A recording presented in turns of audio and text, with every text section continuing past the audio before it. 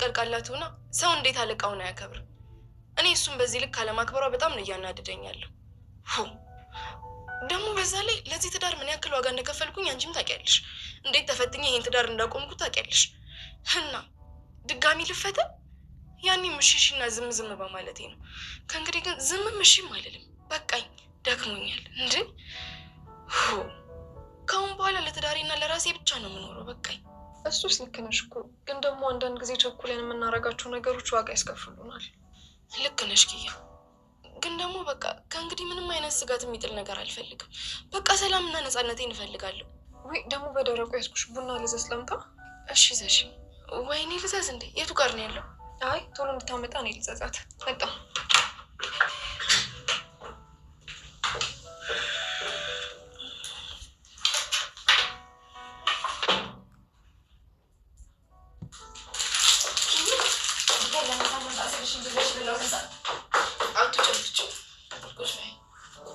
እሺ ያለቃ ባለቤት እንዴት ነሽ? ስሜን አታውቂውም? አይ እሱማ አውቀዋለሁ፣ ግን ያው እንዴት በአክብሮት መጥራት እንዳለብኝ ስላላወቅኩ ነው። እሺ ቁጭ በይ። የማወራሽ ነገር አለ። ማንን? እኔ ነው? እዚህ ከአንቺና ጋር ውጭ ሌላ ሰው አለ?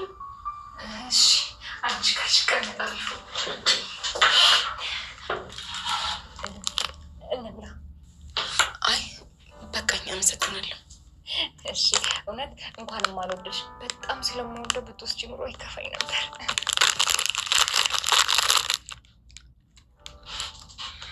እኔ ክፉ ሴት አይደለሁም እንጂ አንቺ ማለት እኮ የደጎች ደግ የዘመናችን አበበች ጎበና ለመባል እኮ የተወሰኑ ልጆች ማሳደግ ነው የቀረሽ። ያው አበበ ቢቄላ እንዳንልሽ ደግሞ በባዶ እግርሽ አልሮጥሽም። ወይም ደግሞ አንቺ ምረጭ እስኪ፣ ዘመን የማይሽረው ጥሩ እና የሚያወድስ ምን ያወጣልሽ? በጣም መለፍለፍ ትወጃለሽ ልብል? ባልና ሚስት ከአንዱ እዚህ ይቀዳሉ የሚባለው እውነት ነው። ያው አለቃም እንደዚሁ እንዳንቺ ነው የሚለኝ። እሺ አሁን ልብ እኮ ለአንቺ የቁም ቅዠት ነው የሆንኩብሽ። ሁሌ እኮ ነው የምትይኝ። ታውቃለህ ምን እንድናፍቀኝ?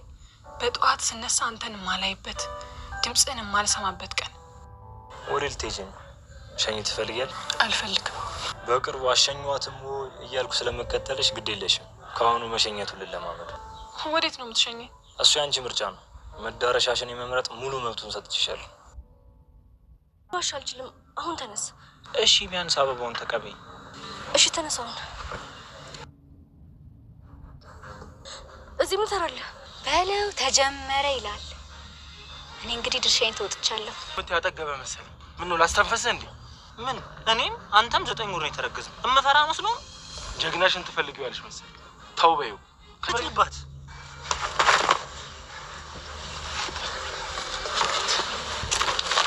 ኢዛና ምን ያልኩ ልጁን ገደልከው እኮ።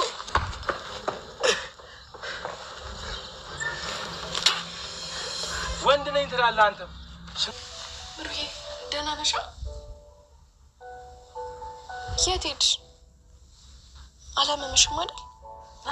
አላመመኝም። ጽዬ ቆይ ጆሮ አይደለም አምሩ? አይ ጽ አሁን ማውራት ትችያለሁ። ቆይ መቼ ነው እንደዚህ ሆነው?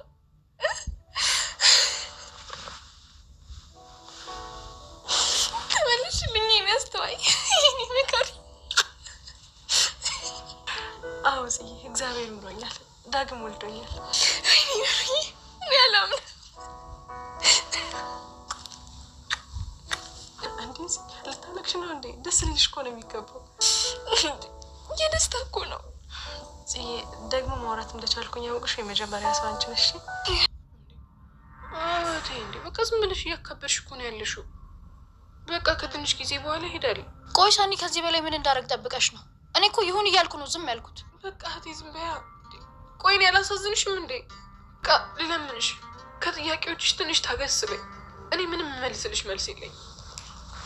ሰላም ውድ የሰላም ቻናል ቤተሰቦች እንዴት ናችሁ? በያላችሁበት ሰላማችሁ ብዘት ተረፍርፍ ይበል። ለዚህ ቻናል አዲስ ሆናችሁ ሰብስክራይብ በማድረግ ቤተሰብ እንድትሆኑ በአክብሮት እጠይቃለሁ። ጽናት ክፍል 207 ይዤ መጥቻለሁ። ጽናት እንዴት በዚህ ልክ አሰሪዋን አታከብርም? እንዴት ትንቀለቀላለች? ለምንስ እንደዚህ ትሆናለች? ምን አይነት እንደዚህ መንቀልቀል ነው ስትልም ሀናን ትወቅሳታለች።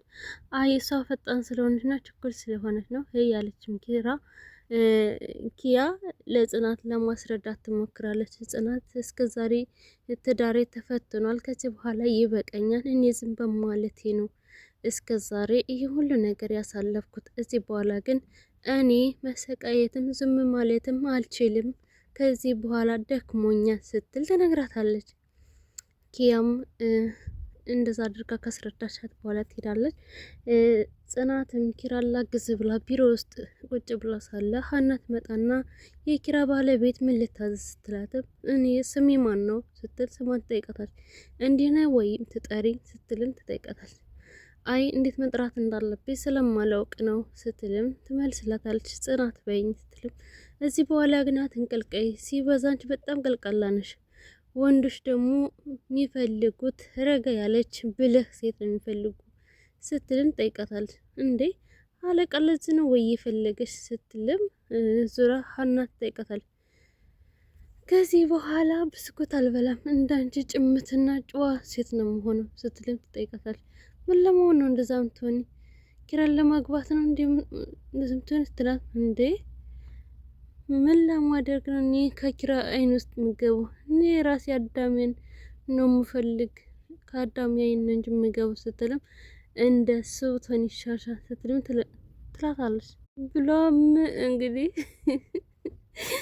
ኪራንም ምኑን አይተሽ ነው ወይ እንደዚህ ግን ይወደድሽ? እኔ ግን እንኳን ባለትዳር ሆነ ባለትዳር ባይሆንም ራስ ቀና ብዬ አላየውም ስትልም ባሏን እንደዛ ትላለች።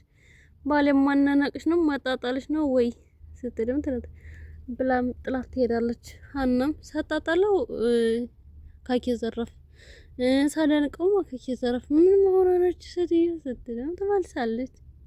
ምሩ በነገራችን ላይ መናገር ጀምራለች። ድምጧ ተከፍቷል። ምክንያቱም ሂዊ እሷን እንትን ልትላት ስትል በቢላ ልትወጋት ስትልም እንትና ተከፍቶላታል። ጉሮሯን አንቃት ነበረና ጉሮሯን አንቃ ስትለቃትም ለመናገር ጀመረች ማለት ነው። እና እግዚአብሔር ይመስገን ምሩ ደህና ሆናለች። ከመራመድ መናገር ጀምራለች። ደህና ሆናለች።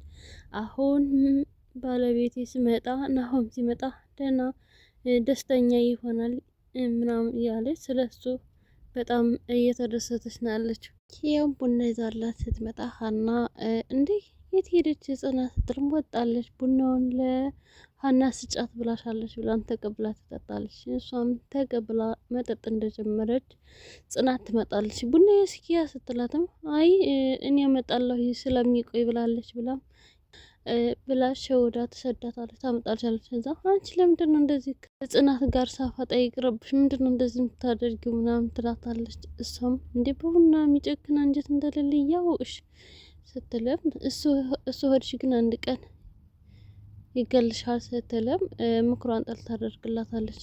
እና አሁን ቅዱስን መንገድ ላይ አግኝቶት ወደ ቤት ይዞት ሄዷል። እናም ሂዊ ቆንጆ ቡና ፊት ጥቁር እንግዳ መጥቶብና ሲለም ያዝዛታል። እኔ ምሩን አይቻት ልምጣ ብሎ ቅዱስን ነግሮት ወደ ክላስ ሲሄድ ምሩ እያለቀሰች ነበረ።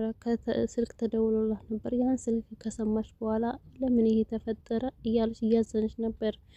መቼ በመጣና መቼ በነገርሁት ስትልም አሁን ሂዊን ተቀመጭ አመት አላወራ ልንገርሽ ስትልም ለማውራት እንደቻልኩኝ ለናሆም እንዳትነግሪው ስትልም ለምን ስትላት አይ እንዳትነግሪው ቆይ ስትል ጠይቃታለች።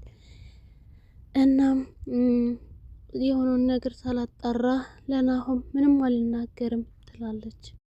አሁንስ ማለት ነው ከትንሿና ከእንትና ኢዛና መሀል የገባው ልጅና የትንሿ ጓደኛ ቢወጡልን ባይ ነኝ። እና ደግሞ የሰኒንና የጆከርን ህይወት እንትን የሚሉት ደግሞ እሱ ደግሞ አንደኛው ማለት ነው ሰኒ ሳትፈራ ተናግራለች። እህቷና ለጆከር ሁሉንም ፍርጥ አርጋ ተናግራ ያ ነገር ቢወገድላት ከጭንቅቷ በተገላገልና ልጁ የሚያጠምድባት ነገር መላ ቢፈልጉ ባይኔ